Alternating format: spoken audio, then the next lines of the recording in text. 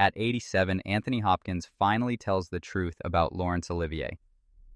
Anthony Hopkins was born Philip Anthony Hopkins on December 31, 1937 in the small Welsh town of Port Talbot. He came from simple beginnings to become one of the most respected and versatile actors of our time. His dad, Richard Arthur Hopkins, was a baker, and his mom, Annie Muriel, held the family together with strength and warmth. Growing up in a working-class home, young Hopkins never really fit in with regular school stuff. Instead, he was drawn to the arts, feeling a natural pull toward drawing, music, and later acting. These early days built the creative spark that would one day wow audiences everywhere. Hopkins studied at the Royal Welsh College of Music and Drama before spending 2 years in the British Army. In 1961, he got into the Royal Academy of Dramatic Art, one of the top acting schools around. His time at RADA gave him not just skills and discipline, but also the confidence to go pro on stage. It didn't take long for Sir Laurence Olivier to notice him and invite him to join the National Theatre.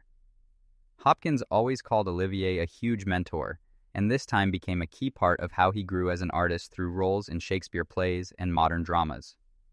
He built that strong voice, perfect emotional control, and quiet power that became his signature style. His move to movies happened slowly but hit hard. Hopkins' early roles, like in The Lion in Winter in 1968, showed he had a rare gift for playing deep, complicated characters with hidden feelings. But his big global moment came way later in 1991 when he played Dr. Hannibal Lecter in The Silence of the Lambs. In a part that needed creepy calm, scary smarts, and a weird hypnotic vibe, Hopkins made one of the most unforgettable bad guys ever, whose polite scariness still freaks people out, even though he was only on screen for about 16 minutes. He won the Oscar for Best Actor, showing that real talent isn't about how long you're there, but how much you make people feel. Hopkins kept adding amazing movies to his list, proving he could do all kinds of stories from deep psychological ones to big historical tales. In movies like The Remains of the Day in 1993, he played a proper but bottled-up butler whose quiet pain showed off his skill at subtle, layered acting. His take on Richard Nixon in Oliver Stone's Nixon in 1995 showed he wasn't afraid to play real people with total honesty and depth. Whether it was a struggling missionary in The Mission, a loyal but old advisor in Thor, or the broken dad in The Father in 2020, a role so strong it got him his second Oscar at 83, Hopkins always showed that great acting means being strong and open at the same time. Outside movies, Hopkins is just as loved for television and theater work.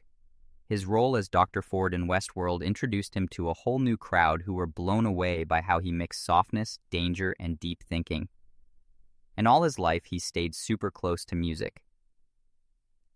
A talented pianist and composer, he's written symphonies and played with orchestras, showing his deep love for the feelings music can create.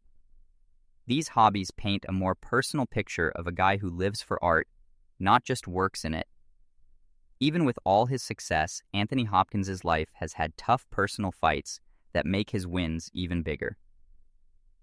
He has talked openly about his battle with alcoholism, which he beat in 1975. Getting sober was a huge turning point that gave him back his focus, confidence, and clear head. His strength and honesty about hard times have inspired not just actors but anyone facing their own struggles. Over the years, Hopkins built a way of thinking focused on accepting yourself, forgiving mistakes, and finding inner peace, ideas he shares in his motivational talks and interviews.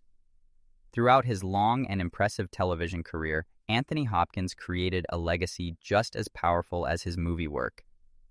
His TV success started getting big attention early, especially with his gripping performance in the 1972 version of War and Peace, a role so deep and controlled that it won him the British Academy Television Award for Best Actor. This part showed his amazing talent for bringing feeling, smart psychology, and star power to classic book characters, stuff that defined him for years. Hopkins kept ruling TV into the late 1970s and early 1980s with some of the toughest real-life roles of his career.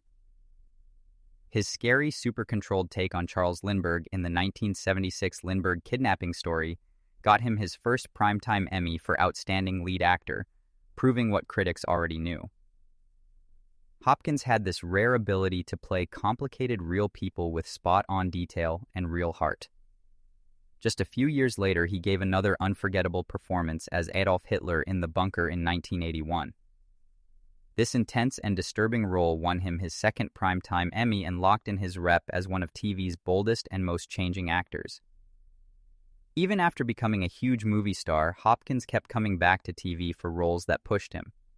In the BBC's 2015 movie The Dresser, he starred with Ian McKellen in a touching story about getting older, friendship, and the hard side of theater life. His acting was praised for its soft openness and real emotion. Then he took on the massive role of King Lear in PBS's King Lear in 2018, giving a raw and heartbreaking version of Shakespeare's falling apart king. Anthony Hopkins' personal life has included 3 important marriages, each happening during different parts of his career and growth. His first marriage was to Petronella Barker, who he married in 1966 when he was still building his name on the British stage and starting in movies and TV. Barker, an English actress, shared those early creative years and dealt with the ups and downs of a growing acting career together. Long rehearsals, tough schedules, and the uncertainty of success. During their marriage, they had a daughter, Abigail. But Hopkins's total focus on work and his drinking problems put a lot of strain on the home. By 1972, the marriage ended, leaving him with mixed feelings about being a dad and his responsibilities. Even with the pain, this time taught him tough lessons about drive, relationships, and what you have to give up for a life in acting. Just a year after his first divorce, Hopkins started a second long and important marriage with Jennifer Linton, who he married in 1973. Linton wasn't an actress, but worked as a film production assistant and later manager, someone who knew the business inside out without being in the spotlight. Her calm nature and organizing skills gave Hopkins steadiness during some of the biggest changing years of his career. Through the 1970s, 1980s, and 1990s, as Hopkins became famous worldwide from great theater to huge Hollywood movies, Linton was his rock. She made a safe home where he could escape fame's pressure, and she stuck by him through his drinking until he got sober in 1975. Their marriage handled his crazy travel schedule, including long times in the U.S. while she stayed in London for her job. This distance worked for a while but slowly pulled them apart emotionally. After nearly 30 years together, one of the longest relationships of his life, the marriage ended in 2002, closing a chapter that had carried him through his biggest successes. In 2003, Anthony Hopkins married Stella Arroyave, a Colombian-born antiques dealer and artist who brought totally fresh energy to his life. They met when Arroyave was working at an antique shop in Los Angeles, and Hopkins has often talked sweetly about how she lifted him up when he felt lost emotionally. Arroyave, much younger than Hopkins, had a lively personality and happy spirit that totally changed his later years. Unlike the chaos of his early life, his marriage to Arroyave has been full of calm, creativity, and real companionship. She pushed him to try new things like painting, composing, giving to charity, and enjoying everyday life without acting stress. Hopkins says she helped him beat depression and loneliness, calling her an uplifting person who brought joy and steadiness. Together, they've built a warm, artistic home in California, far from his early worries, and their marriage keeps going strong, showing strength, growth, and that change can happen at any age. At 87, Anthony Hopkins finally felt ready to talk totally openly about the legendary Laurence Olivier, his mentor, rival, inspiration, and sometimes the cause of his biggest insecurities. With years between him and the crazy early days, Hopkins started sharing an interview. "I'd use the real complicated story about a man he once saw almost like a god. Olivier was a giant," Hopkins said, "and when you stood in his shadow, you felt it deep down." Hopkins often described their first meetings at the National Theatre in the late 1960s as overwhelming, almost dreamlike. He was a young, eager actor from Wales walking into a place Olivier had built with his huge personality. "I felt like I was walking into a cathedral where Olivier was the high priest," Hopkins remembered. Everything was about him. His voice, his moves, his total power. It scared me in a way I'd never felt before. That fear made Hopkins push himself harder than ever. He thought he'd get lost in that world if he didn't fight to stand out. But he also said Olivier could be amazingly kind and generous when he wanted.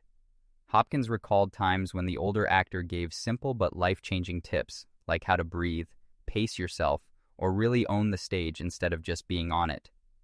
He could cut through all the junk with one sentence. Hopkins said Olivier would tell him stuff like, "Don't act, just be," and suddenly it all clicked. But Hopkins also shared the tough side of Olivier, something people didn't talk about much while he was alive. He said Olivier could be super competitive, even jealous of young, talented actors who stood out. "There were days he was charming and days he could tear you apart," Hopkins said. "He didn't like being challenged. I think he saw himself in me, the drive, the stubbornness, and that made things tricky."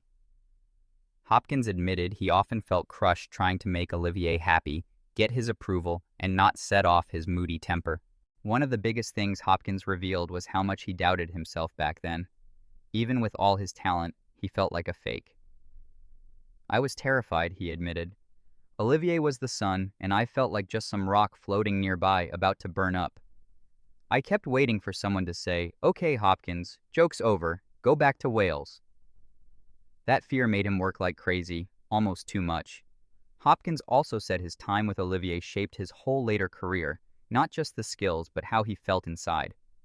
He learned what to copy and what to stay away from.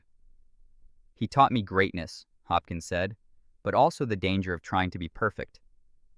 Olivier wanted to be flawless, and that's not possible. I learned from him not to punish myself like that." Over time, Hopkins felt real thankfulness for the rough mentorship. Even the fights, the tension, and hard moments helped make him the actor everyone loves. "Whatever our issues," he said, "I owe him more than I can ever repay. Without Olivier, I wouldn't be me. He scared me into getting better." Finally, with the wisdom of age, Hopkins shared the truth he'd held for years. Laurence Olivier was extraordinary, brilliant, flawed, vulnerable, intimidating, a true giant, and I was lucky, so incredibly lucky, to have been close enough to learn anything from him at all.